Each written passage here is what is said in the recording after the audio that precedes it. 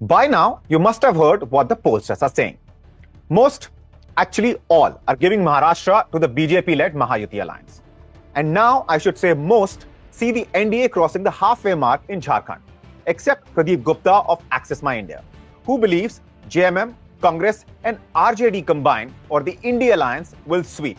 Yes, sweep Jharkhand. Mr. Gupta believes the India alliance will not just get the necessary numbers to form the government, but has also put the alliance much north of the halfway mark in the Jharkhand Assembly. He's with us. Let's ask him why. Mr. Gupta, thank you for joining us. And before anything, let that be the first question. Why your numbers in case of Jharkhand are so different from other exit polls? So, 2-3 things, Abhishek. Thank you for having me here. अब सवाल आता है कि ये जो number हम दे रहे हैं वो क्यों दे रहे हैं. सो मेथोडोलॉजी की 1 मिनट के लिए बात कर लूँ कि अबाउट 12,078 लोगों से बात की हमने. जो हमारी मेथोडोलॉजी सिस्टम है कि वो हर एक विधानसभा में जाते हैं, कंस्टिट्यूएंसी में हम फेस टू फेस बात करते हैं with representative demography and geography. And we have conducted these interviews in 540 cities and villages of Jharkhand, and we have traveled across about 16,000 kilometers during that time. Now, what had worked in favor of JMM, which is likely to win, or in your terminology, sweep the election, उसकी मैं थोड़ी सी चर्चा करूं और बताऊं. जैसे कि और भी राज्यों में इंक्लूडिंग महाराष्ट्र, लाड़की बहन योजना महाराष्ट्र में, यहाँ पर भी मुख्यमंत्री मैया सम्मान योजना, जिसके चलते 1,000 रुपए लोगों के अकाउंट में, महिलाओं के अकाउंट में पहुंच रहा है अगस्त से अभी 2024. एक वो बड़ी वजह है. और उसके कारण वुमेन का, महिलाओं का जो है पुरुषों के मुकाबले वोट बीजेपी को 4% इंडिया अलायंस या जेएमएम प्लस को ज्यादा मिलता दिख रहा है. तो women factor is one factor. Now second factor is that Adivasi Asmita. What does it mean in the context of this election?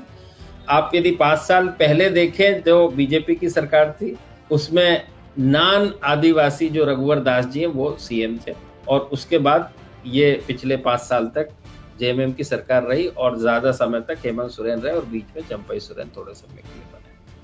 और उसके पहले हमेशा से ज्यादा करके आदिवासी मुख्यमंत्री रहे, चाहे बीजेपी की बात करें अर्जुन मुंडा जी और बाबूलाल मरांडी. तो कहने का मतलब ये है कि आदिवासी अस्मिता, और हेमंत सोरेन जी के फादर भी, शिबू सोरेन भी चीफ मिनिस्टर थे. तो आदिवासी अस्मिता का एक बहुत बड़ा सवाल था. और झारखंड की बात करें और आदिवासी की बात ना करें, जो कि 26% डिसाइसिव निर्णायक भूमिका में आदिवासी समुदाय आता है, और करीब 15% जो है वो मुस्लिम है. तो ये जो ग्रुप है वो 41% यहीं पर ही बन जाता है नंबर 2. उसके बाद जो अरेस्ट भी हुई, एक आदिवासी की अरेस्ट. जब आप किसी को पसंद करते और चाहते हैं तो उसके खिलाफ जो भी चीज जाती है तो वो उनको अच्छी नहीं लगती, आदिवासियों को खासकर. तो एक उसका भी असर उसमें थोड़ा बहुत इजाफा हुआ और नजर आया. अब बीजेपी प्लस या एनडीए के पॉइंट ऑफ व्यू से बात करें तो यहाँ पर अभी एक नई पार्टी का इमर्जेंस हुआ है, जिसका नाम है JLKM, Jharkhand Loktantrik Krantikari Morcha, led by tiger Jairam Mahato, जो कि बड़ी संख्या में 8% हमारे इसमें वोट शेयर उनको मिलता दिख रहा है. और इस 8% का 90% जो है ओबीसी और महतो समाज से मिलता हुआ दिख रहा है, जो कि बीजेपी का एक बड़ा पाई था, जो कि ज्यादा करके जो दूसरे एजेएसयू के महतो हैं उनके साथ होता था. बट इस बार उन्होंने बीजेपी के साथ गठबंधन किया, जो कि उनको भी 8%, जब उन्होंने पिछले चुनाव में अलग वोट लड़ा था तो बीजेपी की हार का एक कारण तभी भी यही भी था कि इन्होंने वोट को स्प्लिट किया था. अब इनकी जगह ले लिए जयराम रमेश ने, जो कि 4% वोट उन्होंने लोकसभा में भी लिया. 4% बहुत बड़ा नंबर है लोकसभा के कॉन्टेक्स्ट में, प्रदेश के कॉन्टेक्स्ट में. तो इसकी बड़ी वजह दूसरी जो है ये भी थी. और जैसे मैंने बताया कि सामाजिक ताना बुना इस तरह से है कि 41% तो केवल आदिवासी और मुसलमान हो गए, 12% के करीब दलित हैं, जो हमारे सर्वे में करीब करीब आधे आधे दोनों पार्टी को मिलते हुए दिख रहे हैं. तो 53% यदि इधर से हट जाता है तो बाकी का जो 47% रखा ओबीसी और जनरल क्लास का, यादव भी उसमें 5% है, जो भी करीब करीब आधे आधे मिलते दिख रहे हैं. जहां भी आरजेडी लड़ रही है वहां पर आरजेडी के फेवर में ज्यादा जाते हैं, जहां पे आरजेडी नहीं है वहां पर बीजेपी प्लस या एनडीए को वोट मिलता हुआ दिख रहा है। तो इसकी वजह जो है प्रमुख, ये मैंने गिनाने की कोशिश की, जिसके चलते जेएमएम प्लस आराम से जीतती हुई नजर आ रही है। अच्छा, जब आप इलेक्शन की बात करते हैं तो आप अक्सर कहते हैं कि आप इलेक्शन को एंटी इनकम्बेंसी और प्रो इनकम्बेंसी के नजरिए से देखने की कोशिश करते हैं। आपके सर्वे में जो एक बात और उभर के आई है वो ये है कि हेमंत सोरेन को ज्यादा से ज्यादा लोग राज्य में चीफ मिनिस्टर बनते फिर से देखना चाहते हैं। इसकी कोई पर्टिकुलर वजह? आपने एक वजह गिनाई कि अरेस्ट, आपने ये वजह भी गिनाई कि वहां पर जो मैया योजना जो चीफ मिनिस्टर ने चलाई थी, और जाहिर सी बात है जो एक हद तक फ्री इलेक्ट्रिसिटी देने की भी सरकार की कोशिश है। बट इसकी सबसे बड़ी वजह आपको क्या लगती है? सबसे बड़ी वजह है, देखिए महिलाओं की बात करें, 50% यूनिट जिसको वो छूता है, 50% से भी ज्यादा करीब करीब हर घर को छू लेता है, यानी घर में और भी मेल मेंबर भी होते हैं। तो ये उसकी सबसे बड़ी वजह है। दूसरी बड़ी वजह है आदिवासी मुख्यमंत्री का सामने होना।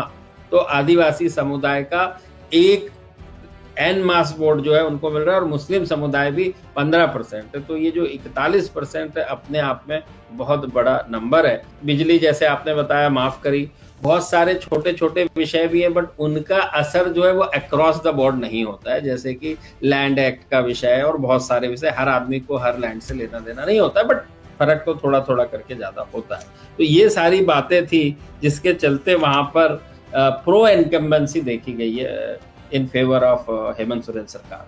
और एक और दिलचस्प बात है जो नंबर्स में देख रहा था, आपके आंकड़े जो देख रहा था, उसमें जब युवाओं के वोट की बात होती है तो आप जरा दर्शकों को बताइए कि जहां तक युवा पीढ़ी की बात है उसने किसके लिए वोट किया? युवाओं को हम ऐसे क्लासिफाई करते हैं, दो तरह के युवा होते हैं। एक होते हैं 18 to 25 ईयर ऑफ एज, जो कि काइंड ऑफ जॉब सीकर होते हैं। 20 साल 22 साल की उम्र के बाद ग्रेजुएशन होते हैं और उसके बाद वो प्रोफेशनल लाइफ में आते हैं। तो उसको हम 18 से 25 की श्रेणी में कैटेगराइज करते हैं। तो यहाँ पर इंडिया अलायंस को 46 और एनडीए को 33% वोट शेयर मिलता दिख रहा है। जो कि गैप की बात करें तो सबसे बड़ा गैप है दो अलायंस के बीच में, 33 वर्सेस 46, काफी बड़ा 13 पॉइंट्स का फर्क है। उसके बाद है 26 से 35 जो एक जॉब करना चालू कर चुके हैं। तो 34 और 48% का यहाँ फर्क है, यहाँ भी बहुत बड़ा गैप है। उसके अलावा आप 36 से 50 उम्र, और जिसको आप यूथ तो नहीं कह सकते हैं, वहां पे देखते जाएंगे तो गैप थोड़ा थोड़ा कम होता जाता है। जैसे 36 से 50 बड़ा संख्या होती है, 30% इस श्रेणी से आते हैं, तो 10% का ही फर्क रह जाता है। जो पहले 13 और 14 था, अब 10 रह गया। और 51 से 60 में आप देखेंगे तो फर्क केवल 7% का रह जाता है। तो उस हिसाब से युवाओं ने ये कह सकते हैं दूसरे एज ग्रुप के मुकाबले इंडिया अलायंस को ज्यादा पसंद। तो अगर मोटे तौर पर देखा जाए और ये कहा जाए कि एनडीए के अगेंस्ट जो बात गई, सबसे बड़ी चीज उसमें से ये थी कि जैसे आप बता रहे थे कि एक आदिवासी चेहरा है हेमंत सोरेन, तो बीजेपी जैसा कि करती है हमेशा, कोई चेहरा पहले से ही चीफ मिनिस्टर का लोगों के सामने लेके नहीं जाती है। तो एक चीज वो, और दूसरी चीज ये जो अलग अलग स्कीम थी सोरेन सरकार की जो उनके पक्ष में गई, इसका नुकसान बीजेपी को और एनडीए को उठाना पड़ा। और तीसरी चीज जयराम महतो का आना, टाइगर जयराम महतो की पार्टी का आना, जिसने बीजेपी के वोट को स्प्लिट कर दिया। तो आप वोट शेयर के लिहाज से यदि देखेंगे तो 45% इंडिया अलायंस को मिलता दिख रहा है, 37% बीजेपी को और 8% महतो को। यदि ये महतो नहीं होते तो दोनों का 45-45 होता। उस परिस्थिति में बीजेपी के चांस ज्यादा होते, क्योंकि ये भी सही है कि जो जेएमएम प्लस या एनडीए अलायंस का वोट शेयर है वो एक अमुक समाज और अमुक क्षेत्र, जिसको आप संथाल परगना कहते हैं, वहां से आता है। तो उस मामले में बीजेपी ज्यादा स्कोर कर जाती, क्योंकि वहां की सीटें लिमिट है, बजाय इसके जैसे 28 सीटें रिजर्व सीटें, 28 को छोड़ के जो 81 में बची वो रिजर्व नहीं है, यानी वहां उतनी संख्या में आदिवासी नहीं है। तो वहां पे बीजेपी स्कोर कर सकती थी। बट अगेन ये जो बंटवारा हुआ वोट का जयराम महतो का, उससे बहुत बड़ा डेंट पड़ा। तो जेकेएलएम और जयराम महतो की वजह से बीजेपी को भारी नुकसान, कम से कम आपके सर्वे के हिसाब से, झारखंड में उठाना पड़ रहा है। अच्छा, आप अपने सर्वे में एक चीज और पूछते हैं, सिर्फ ये नहीं पूछते हैं कि आपने वोट किसको दिया, आप ये भी पूछते हैं कि क्यों दिया।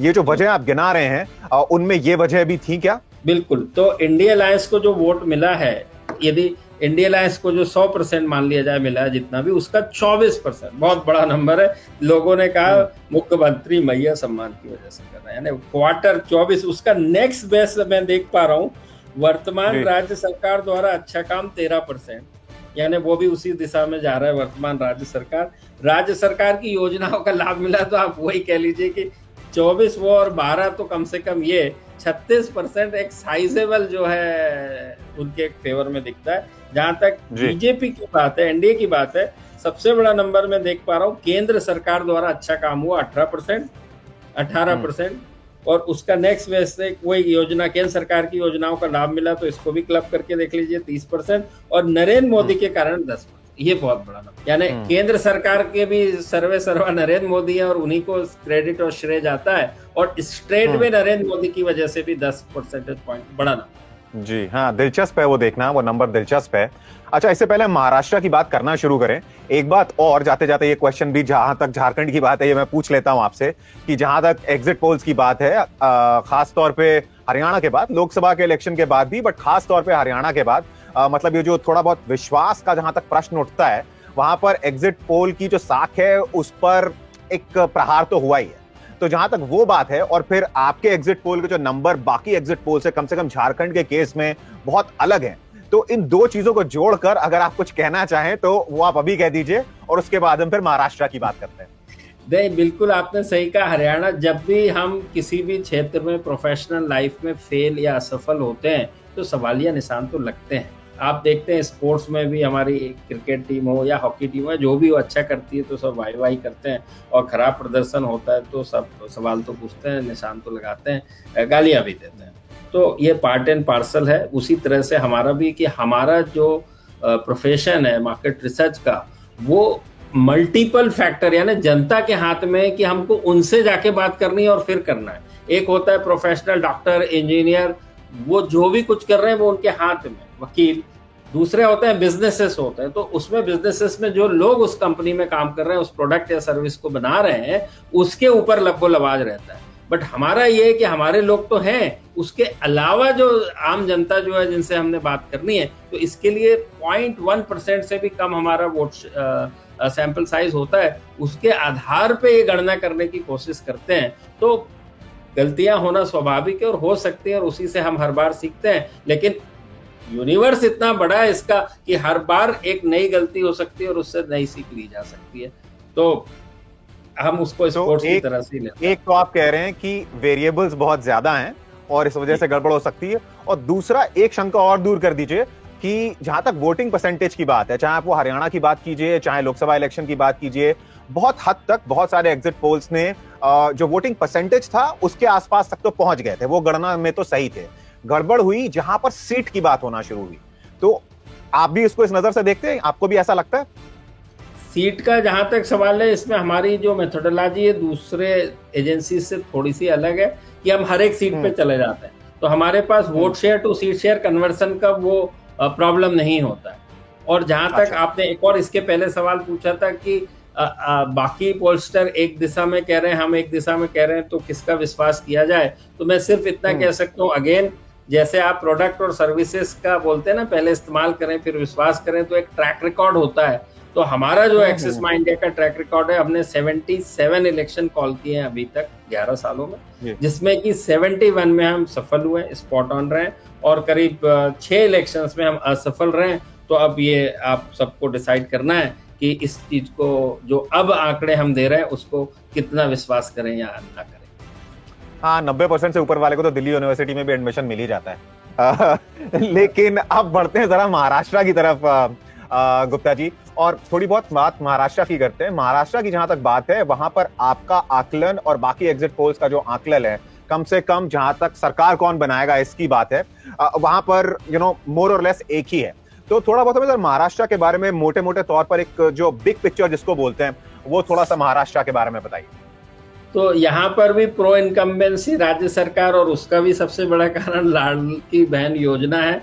और इसके अलावा जो बात चली कि यहाँ भी चीफ मिनिस्टर की पर्सनालिटी है, वो एक common man, pro poor image, उससे रेजोनेट कर पाते हैं जनता से। 2 बात। तीसरी बात जो है कि दलित एंड आदिवासी महाराष्ट्र के अंदर लोकसभा चुनाव के दौरान बड़ी संख्या में एन मास में महाविकास आघाड़ी की तरफ गया, जबकि दोनों का वोट शेयर 44 और 43 रिस्पेक्टिवली था, लेकिन सीटों में आघाड़ी को लोकसभा की 31 सीटें मिली और 17 सीटें मिली एनडीए को, तो काफी बड़ा फर्क है उस हिसाब से। तो हमारे सर्वे में ये देखा गया कि 11 परसेंटेज पॉइंट्स दलित के और 15 परसेंटेज पॉइंट्स आदिवासी के वापस एमवीए से निकल के यूटी में आए। और मराठा का जहां तक सवाल है, वो भी जो है, जो अब असेंबली इलेक्शन होते हैं तो कैंडिडेट्स बहुत सारे आ जाते हैं, लोकल पर्सनालिटी आती है, लोकल विषय आते हैं, तो मराठाओं का वोट एमवीए का कम होके अदर्स में 5 पॉइंट्स गया है और 2 पॉइंट गया है यूटी के तरफ से। तो ये 7% का फॉल अमंग द मराठा भी हुआ है महाविकास आघाड़ी के। तो ये जो फर्क है, और यहाँ भी 4% महिलाएं ज्यादा वोट दे रही हैं पुरुषों के मुकाबले एनडीए को। तो ये 4-5 बातें जो है वो बड़ी बातें हैं, जिसके चलते इतनी बड़ी जीत होती हुई नजर आ रही है एनडीए की। अच्छा, और महाराष्ट्र बहुत दिलचस्प भी है, क्योंकि जाहिर सी बात है 2019 में जो दोस्त थे वो इस इलेक्शन में आधे बट के दुश्मन हो गए, जो दुश्मन थे वो दोस्त हो गए। हम जाहिर सी बात है राजनीतिक बैर और राजनीतिक दोस्ती की बात कर रहे हैं। तो आप कह रहे हैं, लेकिन शिंदे जी का जो फैक्शन है जब वो भाजपा के साथ जुड़ गया, उसका फायदा भाजपा का हुआ। लेकिन एक चीज और भी है, और वो ये है कि महाराष्ट्र एक ऐसा स्टेट है जिसमें कई सारे बड़े शहर हैं, पुणे है, नागपुर है, मुंबई तो है ही है। तो जब अर्बन वोटर की बात आती है तो ये जो वोटिंग परसेंटेज है इसका भी खेल थोड़ा सा बड़ा होता है। तो थोड़ा सा मैं बताइए कि महाराष्ट्र इस सेंस में बाकी राज्यों से अलग कैसे है, और आपके लिए कितना मुश्किल है इस बात का आकलन करना कि महाराष्ट्र में क्या होगा, क्योंकि जैसा मैंने पहले कहा कि ये काफी जो बड़े सारे शहर हैं जिनमें अच्छे खासे संख्या में लोग रहते हैं, तो उसका क्या असर पड़ता है जो फाइनल आकलन होता है उसमें। देखिए, महाराष्ट्र जैसे आपने बिल्कुल कहा, उस लिहाज से 45% वाई 55% रूरल 45, जो कि अर्बनाइज स्टेट की श्रेणी में आता है। और उसमें भी जनसंख्या की बात करें तो अब तो बहुत बढ़ चुकी है, तो करीब 50% हो गई है। नेचुरली जब मेट्रो भी बॉम्बे जैसा कॉस्मोपॉलिटन सिटी होती है तो वोटर परसेंटेज बहुत अधिक महत्व रखता है। तो यहाँ पे जो बीजेपी का भी एक और भी कारण यह है कि जीत में, वो हमारे सर्वे में नहीं आता है बट हम उसको देख पाते हैं, मतदान वोटर टर्नआउट के बढ़ने को देके 5% बहुत बड़ा नंबर है, जो बढ़ गया 66 हो गया। 66 इज द नेशनल एवरेज। तो 66 महाराष्ट्र में वोटिंग होना, उसका 4-5 विषय होते हैं। एक है वेदर कंडीशन, 2 होती है वेकेशंस, तीसरा होता है फेस्टिवल्स। तो इस समय पर ये 3 की 3 चीजें जो हैं वो कंट्रोल में है, इन द सेंस लोकसभा के कंपैरिजन में। देखें, अभी दिवाली हो गई है, छठ हो गई है, न्यू ईयर अभी आना बाकी है, नवंबर में मौसम सुहावना है और किसी भी तरह के फेस्टिवल नहीं है। और इलेक्शन कमीशन ने सुनिश्चित किया कि बुधवार को चुनाव रखे जाए बीच में, ताकि कोई वीकेंड की कहानी ना हो। शहरी में बहुत ज्यादा होती है, वर्किंग क्लास में। तो प्लस ईसीआई ने बॉम्बे जैसी जगहों पे बड़ी बड़ी जो सोसाइटीज है वहां पर भी बूथ लगा दिए। तो जिन सोसाइटीज के इर्द गिर्द बूथ लगे थे उनमें पेपर की न्यूज है कि 95% तक वोटर टर्नआउट था उन सोसाइटी का। 95 बहुत बड़ा नंबर है, मैं नहीं मानता, बट मैं कह रहा हूँ 85 भी होगा तो वो भी बहुत बड़ा नंबर है उन सोसाइटीज का। तो इस लिहाज से वोटर टर्नआउट सब्सटैंशियल बढ़ा है और इसका पूरा श्रेय बीजेपी के कार्यकर्ता, कैडर, आरएसएस को जाता है। हम आसानी से देख पा रहे हैं। पिछले, मैंने खुद में मैं भी बॉम्बे में ही वोट करता हूँ, तो लोकसभा चुनाव में जी उनका मोबाइल तो अलाउड नहीं है अंदर लेके जाना, तो अब क्या करें, कहाँ रखे, कोई जुगाड़ तुगाड़ भी नहीं है, ड्राइवर भी नहीं है गाड़ी में, अब कहाँ रखने जाओगे आप, और चोरी का भी डर है। तो इस बार बीजेपी के कार्यकर्ताओं ने सभी बूथ के सामने लॉकर्स ही रख दिए, तो वहां पर भी मोबाइल रख के वोट किए। तो इसका भी बड़ा फायदा जो हमको नजर आ रहा है, जो कम संख्या में वोट करते हैं वो जनरल क्लास, अपर यानी फाइनेंशियल बात कर रहा हूं मैं, तो वो भी बड़ी संख्या में इजाफे के हकदार हैं। लोअर स्टेटा तो हमेशा से वोट करता है, तो और वो जो वैसे भी बीजेपी अपना वोट बैंक बताती आई है। जी बिल्कुल। अच्छा, एक और दिलचस्प बात हुई यहाँ पे, जो अलायंस हुए हैं ये जोड़ तोड़ के बाद, एनसीपी का 2 फाड़ हुआ, फिर उसके बाद शिवसेना का भी हुआ, बट उसके बाद जो बीजेपी का अलायंस बना, महायुति बना, उसमें जहां पे हम देखते हैं कि शिंदे साहब शायद मुंबई जैसी जगह पे जो अर्बन वोटर है वहां पे शायद थोड़े से वीक रहे होंगे, लेकिन वहां पर बीजेपी का वोटर उनको सपोर्ट करता है। जैसा कि आप कह रहे थे, वो जो रूरल इमेज थी उसका फायदा बीजेपी को मिला रूरल एरियाज में। तो थोड़ा सा जरा इसके बारे में भी हमें बताइए। देखिए, महाराष्ट्र एक ऐसा स्टेट है, यदि 35 डिस्ट्रिक्ट है तो 35 में छोटे मोटे नहीं, बहुत बड़े पॉलिटिकल पर्सनालिटी लीडर है, बहुत बड़े। यानी यहाँ पे इंडिपेंडेंट आज के जमाने में 25 तक स्मॉल पार्टीज एंड इंडिपेंडेंस जीत के आए पिछले चुनाव। 25 बहुत बड़ा नंबर है अपने आप में। और रीजनल छत्रा पे, यानी हर डिस्ट्रिक्ट में, हर शहर, हर जगह पे एक वो है। तो यहाँ पे रूरल अर्बन एज सच बोल के उसको वो नहीं किया जा सकता क्लासिफाइड। जैसे बॉम्बे की बात करें, बॉम्बे के आप ग्रेटर बॉम्बे की बात करेंगे जिसको, तो उसमें तो उद्धव सेना का अच्छा खासा वर्चस्व जबरदस्त है, क्योंकि वो वहां पर उनका हेडक्वार्टर है और उनका घर है, सब कुछ है। जैसे ही आउटस्कर्ट पे चले गए, यदि दिल्ली की बात कर ले तो आप नोएडा चले गए या गाजियाबाद चले गए दिल्ली से उठ के, तो वहां पर ही थाने में, पूरे के पूरे थाने और कोंकण कल्याण रीजन में और कोंकण रीजन में एक नाथ शिंदे, थाने खुद एक नाथ शिंदे रहते हैं, तो उनका वर्चस्व। तो इस हिसाब से महाराष्ट्र को रूरल अर्बन छोड़ दीजिए, डिस्ट्रिक्ट के अंदर भी हर एक बड़े नेता का वर्चस्व, बड़े नेता की बात वो कर रहा हूँ मैं, वो जो जीतते हैं, उसमें कहीं कोई शक या सवाल नहीं होता। लातूर जाएंगे तो विलास राव देशमुख जी, उनके दोनों बेटे लड़ रहे हैं। आप कोंकण में जाएंगे तो नारायण राणे के दोनों बेटे लड़ रहे हैं। नागपुर में जाएंगे तो नितिन गडकरी और देवेंद्र फडणवीस खुद है, और विदर्भ में देख रहे हैं तो आप नाना पटोले खुद है। आनंद आपके अशोक चौहान साहब है आपके नांदेड़ में। मैं बता रहा हूँ, मैं आपको गिनाते जाऊंगा, उसका अंत ही नहीं होगा। कम से कम 50 इतने बड़े कद के नेता बता सकता हूँ। हाँ, आप बात कर रहे थे, अभी मेरे दिमाग में चल रहा था। आप प्रदीप जी बोलेंगे कि मराठवाड़ा और फिर पवार की बात होगी कि और फिर शरद पवार, बट ठीक है, वहां पे नहीं जाते थे। जैसे मैं झारखंड के बारे में बात की, तो झारखंड में हम बात कर रहे थे कौन से वो बड़े मुद्दे थे जिनकी वजह से वोटर ने प्रो इनकम्बेंसी वोट दिया हेमंत सोरेन को, इंडिया अलायंस को। अब अगर वो मुद्दे अगर आप हमें बताना चाहें कि महाराष्ट्र में, चाहे वो अर्बन और रूरल के डिवाइड से आप बताना चाहें, चाहे आप रीजन वाइज बताना चाहें, जैसे भी बताना चाहें, आपको क्या लगता है वो क्या 3-4 बड़े मुद्दे थे जिसकी वजह से जिस तरह का वोट जिसे कहना चाहिए फेवर में पड़ा महायुति के, वो पड़ा? जहां तक रीजन की बात है तो कम से कम हमारे सर्वे में 6 के 6 रीजन में महायुति स्कोर कर रही है, करीब करीब 1/3 2/3 के अंतर से। सिर्फ वेस्टर्न महाराष्ट्र शरद पवार जी का है, वो 60-40 के अंतर से स्कोर कर रही है। तो रीजनल में तो ऐसा कोई अलग से रीजन बताने जैसा नहीं है कि जहां पे युति आगे नहीं है। दूसरी बात है 3 डेमोग्राफी की, एक वुमेन 4%, दूसरा एसटी, तीसरा एससी। एससी अभी भी 40% अगाड़ी को दे रहा है और 34% इनको दे रहा है, युति को। बट फर्क इसका कंपैरिजन देखेंगे तो ये आंकड़ा 34 से घट के करीब 14% पे पहुंच गया था, और अगाड़ी को ये जो 40 मिल रहा है वो 60 के करीब पहुंच गया था। तो विदर्भ जैसे जगह पे जहां पे कि 17 से 20% दलित हैं, 20% का स्विंग जो होता है किसी भी पार्टी के फेवर में और अदरवाइज, वो 20% 4 पॉइंट का असर करता है, वो 4.8 पॉइंट का असर करता है। जैसे कि कैसे मैं समझाने की कोशिश करता हूँ, यदि 20% कोई जाती है और 20% का 20% किसी के फेवर में एक स्विंग हो गया, प्लस हो गया, तो उसका मतलब 4 पॉइंट्स हो गए।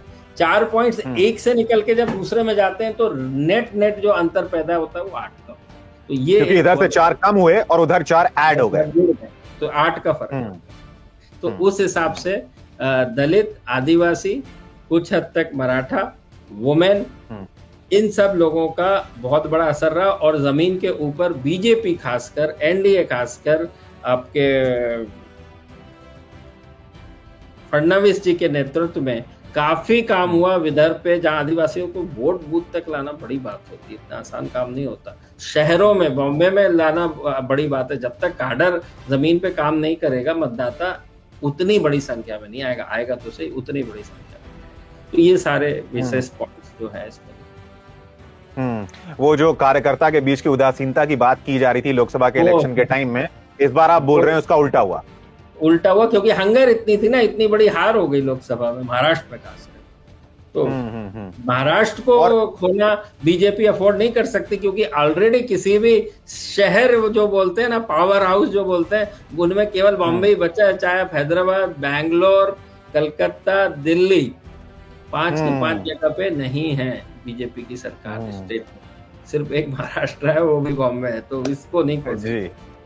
दिलचस्प बात। और एक और बात मजे की है, बीजेपी जो बोलती है हमेशा कि हम वो 50% वोट टारगेट करते हैं, 50% वोट टारगेट करते हैं, दोनों दिखाई दे रहा है। झारखंड में 50% के आसपास जिसे कहना चाहिए इंडिया अलायंस को मिल रहा है, और 50% के आसपास बीजेपी को मिल रहा है। तो जिसको भी 50% के आसपास मिल रहा है वो सरकार बनाने, हाँ, कुछ बचता नहीं।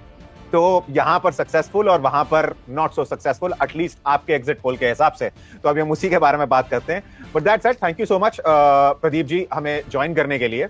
और जाने से पहले बस एक सवाल मैं आपसे पूछ के छोड़ देता हूं, उसके बाद कंक्लूड कर देंगे। और वो ये, जाते जाते आप वोटर्स को क्या कहना चाहेंगे, दर्शकों को क्या कहना चाहेंगे, जहां तक एग्जिट पोल की बात है, और रिजल्ट अब बस कुछ घंटे ही रह गए, उनमें आ जाएगा। तो वोटर से आप क्या कहना चाहते हैं, कैसे देखें, क्या अप्रोच होनी चाहिए एग्जिट पोल्स को देखने की? बिल्कुल, बहुत अच्छा सवाल किया आपने। हर एग्जिट पोल का जो उद्देश्य होता है, उसको ऐसे सबसे पहला उद्देश्य है कि अनुमान लगाने की कोशिश की जाती है कि किसकी सरकार बनेगी।